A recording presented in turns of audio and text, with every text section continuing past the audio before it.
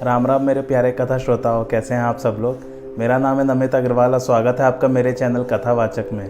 पिछली कथा में हमने पढ़ा था कि रावण जो है सीता जी को अकेला देखकर वहाँ पर ब्राह्मण का वेश धारण करके पहुँच गया था। राम जी जो है मृग को मारकर उसने अपना असली रूप दिखा दिया था मारीच ने, और उसको मोक्ष दे दिया था। आइए आज की कथा आरंभ करते हैं। वहां पहुंचकर रावण ने सीता जी से अनेक प्रकार की सुहावनी कथा कही और राजनीति के अनुसार भय और प्रीति दिखाई। सीता ने कहा, हे यतिराज सुनो, तुम दिखते तो सन्यासी हो और वचन दुष्टों के समान बोलते हो। सीता के वचन सुनकर रावण ने अपना स्वरूप दिखाया और जब नाम सुनाया तब सीता जी भयभीत हुई। तब प्रगाढ़ धीरज धरकर उन्होंने कहा कि रे दुष्ट, प्रभु आते ही हैं, तू खड़ा रह। तब रावण ने क्रोध कर सीता को रथ में बिठा लिया और आतुर हो आकाश मार्ग से चला, परंतु डर के मारे रथ हाका नहीं जाता।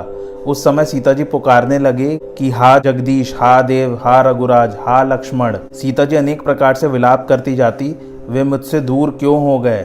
सीता जी का भारी विलाप सुनकर चराचर जीव दुखी हो गए। तब गिद्धराज जटायु ने आर्तवाणी को सुन सीता जी को पहचाना। यह तो राक्षस है जो दुष्ट सीता को लिए जाता है। उसने दूर से पुकार कर कहा, हे पुत्री सीता, भय न कर, मैं अभी इस राक्षस का नाश करता हूँ। ऐसा कह वह पक्षी क्रोध कर दौड़ा। जटायु ने रावण से कहा, अरे दुष्ट, खड़ा क्यों नहीं रहता? क्या मुझे जानता नहीं? मेरी शिक्षा सुन। तू सीता को त्याग कर अपने घर कुशल से जा, नहीं तो मैं सत्य कहता हूँ। प्रभु का क्रोध महाप्रचंड अग्नि के समान है, तेरा सब कुल उसमें भस्म हो जाएगा। रावण का केश पकड़कर उसने विरथ कर भूमि पर गिरा दिया। विरथ करना मतलब उसको रथ से विहीन कर दिया। और सीता को रख जटायु ने लौटकर चोंचों से मार उसका शरीर विदीर्ण कर दिया, जिससे रावण घड़ी भर मूर्छित पड़ा रहा। तब रावण ने क्रोध कर अति कराल तलवार निकाली और उसके पंखों को काट डाला, जिससे पंखहीन हो वह पक्षी प्रभु की अद्भुत कीर्ति स्मरण कर पृथ्वी पर गिर पड़ा। फिर वह रावण सीता जी को रथ पर चढ़ा, मन में राम का भारी भय मानता हुआ जल्दी से चला। आकाश मार्ग से जाती हुए सीता ने पर्वत पर बैठे वानरों को देख प्रभु का नाम ले वस्त्र डाल दिया। इस प्रकार रावण सीता को हर ले गया और लंका में अशोक वन के भीतर रख दिया। वहां ब्रह्मा जी ने सब बात विचार कर इंद्र को बुलाया और यह सम्मति दी, हे इंद्र, आप ऐसी गुप्त रीति से जानकी के पास जाओ जिससे रावण को विदित न हो। विदित मतलब जानना। यह कह ब्रह्मा दिव्य हवि का मतलब खीर ले आए और इंद्र को देकर मीठी वाणी में कहा, इसके भक्षण करने से भूख प्यास नहीं लगती और 1000 वर्ष तक यह संशय का नाश करती है। वह प्रसाद ले रात्रि के समय आए। राक्षसों पर अपनी माया फैला दी। जितने रक्षक थे वे सब सो गए। इंद्र जो है सीता जी के पास वो खीर लेकर जा रहे हैं, तो भी डरते डरते जानकी के पास गए और प्रणाम करके अपना नाम सुनाया। जानकी ने इंद्र को पिता जनक और दशरथ के समान माना। जानकी को समझाकर शोक दूर कर और हवि खिलाकर इंद्र अपने लोक को चले गए।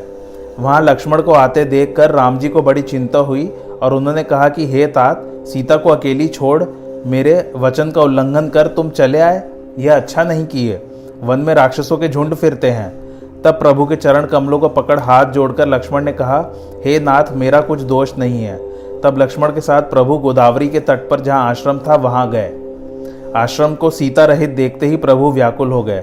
वे पुकारते कि हा रूप, शील, व्रत और गुणों की खानी पवित्र सीता, तू कहाँ गई? लक्ष्मण ने बहुत समझाया, फिर भी प्रभु वृक्ष तथा लताओं और पतियों से पूछते चले आते, हे पक्षियों, हे हिरणों, हे भ्रमरों की पंक्ति, तुमने कहीं मृगलोचनी सीता को देखा है?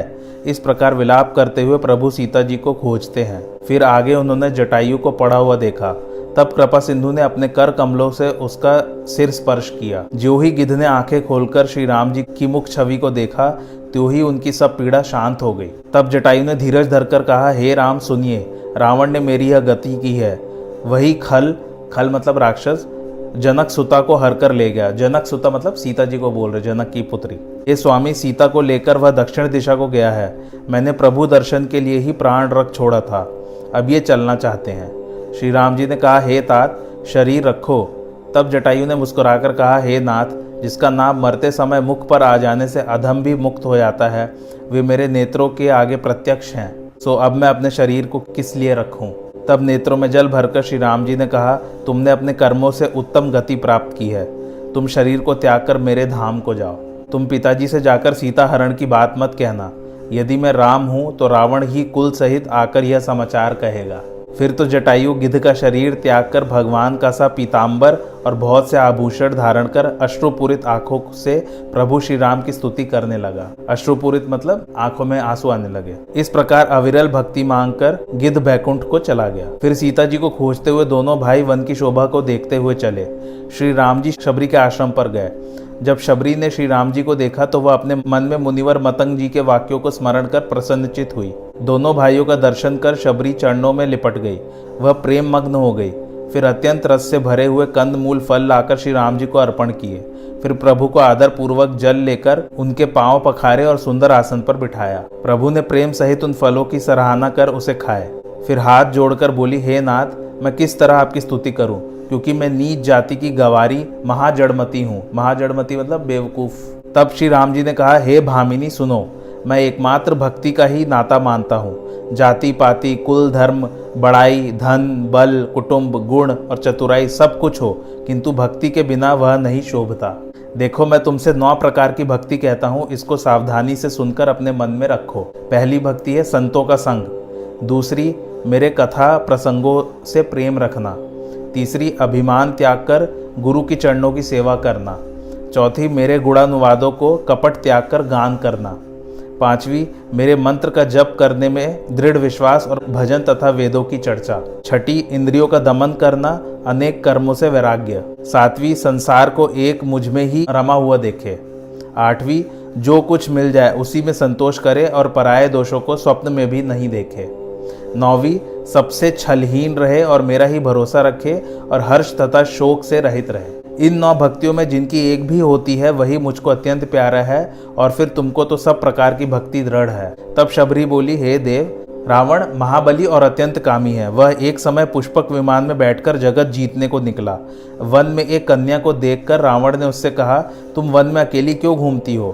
तब वह स्त्री बोली, हे रावण सुनो, मेरे पिता कुशध्वज नाम ब्रह्मर्षि वेदवाणी कहकर प्रसिद्ध थे। उनके वेद पाठ के समय मेरा जन्म उनके मुख से हुआ, इसी से मेरा नाम वेदवती हुआ।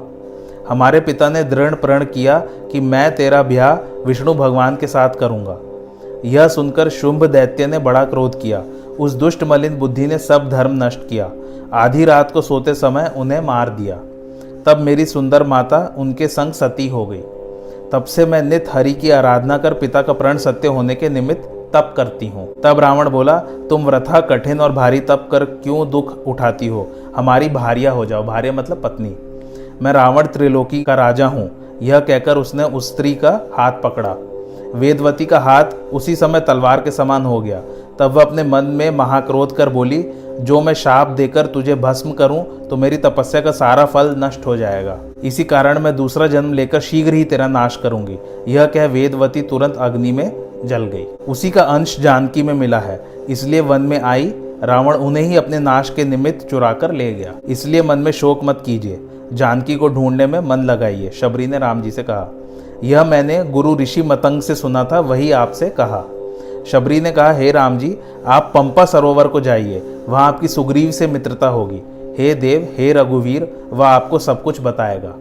इस प्रकार सारी कथा कहकर भगवान के मुखारविंद की ओर देखते हुए और उनके चरणों को हृदय में धारण कर योगाग्नि से शरीर को त्याग कर हरिपद में लीन हो गई, जहां से फिर कोई वापस नहीं आता। इसका मतलब शबरी ने अपना शरीर त्याग दिया। शबरी को श्री राम जी ने मुक्ति दी। प्रभु विरही के समान विषाद करते हैं और अनेक कथाएं और संवाद कहते हैं। हे लक्ष्मण, वन की शोभा को देखो। जिसे देखकर किसके मन में क्षोभ नहीं होता। अपनी स्त्रियों के सहित सब खग मृगों के समूह मानो मेरी निंदा करते हैं। हमें देखकर मृगों के झुंड भाग जाते हैं, परंतु मृगिया मतलब मृगों की पत्नी को कह रहे हैं, कहती हैं कि तुमको तो कुछ भय नहीं है। हे मृग, तुम आनंद करो, क्योंकि ये तो सुवर्ण के मृग ढूंढने आए हैं। मतलब मृगियाँ जो है मृगों को समझा रही कि राम जी से तुम्हें भय करने की जरूरत नहीं है, तो सुवर्ण के मृग ढूंढने आए हैं, ऐसा राम जी को लग रहा है। शोभायमान वसंत भी मुझे प्रियहीन होने के कारण भय उत्पन्न करता है। फिर श्री राम जी पंपा नामक सरोवर के तट पर गए, जो सुंदर और गहरा था। श्री राम जी ने मनोहर तालाब को देखकर उसमें स्नान किया और फिर एक उत्तम वृक्ष की सुंदर छाया को देखकर भाई लक्ष्मण सहित श्री राम जी वहां जा बैठे। तब भगवान को विरहवंत देखकर देवर्षि नारद को बड़ा शोक हुआ। वे चिंता करने लगे कि मेरा शाप अंगीकार कर श्री राम जी नाना प्रकार के दुखों का भार सह रहे हैं। प्रभु के दर्शन का मन में विचार कर नारद जी वहां गए, जहां प्रभु सुखपूर्वक विराजमान थे। नारद जी को दंडवत करते देख प्रभु ने उन्हें अपने हृदय से लगा लिया। लक्ष्मण जी ने सादर उनके चरण धोए। फिर अनेक प्रकार से प्रभु की प्रार्थना कर उनको हृदय से प्रसन्न समझकर नारद जी कोमल वाणी से बोले, हे श्री राम जी, जब आपने अपनी माया को प्रेरित कर मुझे मोह लिया था, तब मैं विवाह करना चाहता था। आपने किस कारण नहीं करने दिया? हे मुनि सुनिए, मैं उनकी सदा ही रखवाली करता हूँ, जैसे बालक को माता रखती है। राम जी समझा रहे नारद जी को। जब बालक आग तथा सर्प को पकड़ने दौड़ता है, तब माता रोककर उसकी रक्षा करती है, किंतु वही माता प्रौढ़ होने पर उसे पहली सी प्रीति नहीं करती। प्रौढ़ मतलब मैच्योर हो जाना या वयस्क हो जाना या एडल्ट हो जाना। ऐसे ही ज्ञानीजन मेरे प्रौढ़ पुत्र के समान हैं। वे मान रहित दास मुझे छोटे बालक पुत्र के समान पालन करने योग्य है। मेरे भक्तों को तो एकमात्र मेरा ही सहारा है, और ज्ञानी तो बड़े पुत्र हैं। इसका अर्थ ये है कि राम जी कह रहे हैं कि जो ज्ञानी हो जाते हैं मुझे उनकी चिंता नहीं होती है, लेकिन जो इस समाज में फंसे हुए हैं, जो इस मोह माया में फंसे हुए हैं, मुझे उनका पालन पोषण करना पड़ता है। हे मुनि, काम, क्रोध, लोभ और मद आदि तो मोह की प्रबल धार हैं, किंतु इससे भी अधिक महादारुण दुख देने वाली माया रूपी स्त्री है। हे मुनि सुनिए, पुराण, वेद और संत ऐसा कहते हैं कि मोह रूपी वन के नारी बसंत ऋतु हैं। जब तब नियम रूपी सरोवरों को ग्रीष्म ऋतु होकर स्त्री सोख लेती है। जब पुरुष स्त्री के वश में हो जाता है तो उसमें बुद्धि, बल, शील और सत्य नहीं रहता। यह मन में समझकर मैंने आपको निवारण किया था। इसका मतलब विवाह नहीं करने दिया था। राम जी के सुंदर वचन सुन नारद जी का शरीर पुलकित हो गया, नेत्र जल से भर आया। विचारने लगे कि प्रभु की सेवक पर ममता की यह कैसी सुंदर रीति है। फिर भगवान को मस्तक नवाकर नारद ब्रह्मलोक को चले गए। तो मित्रों, अरण्य कांड जो है आज समाप्त होता है। अगला कांड जो हम शुरू करेंगे उसका नाम है किष्किंधा कांड। आप लोगों को मेरी आज की कथा कैसी लगी मुझे कमेंट करके ज़रूर बताइए, और मेरे चैनल कथावाचक को लाइक, शेयर और सब्सक्राइब ज़रूर कीजिए। धन्यवाद।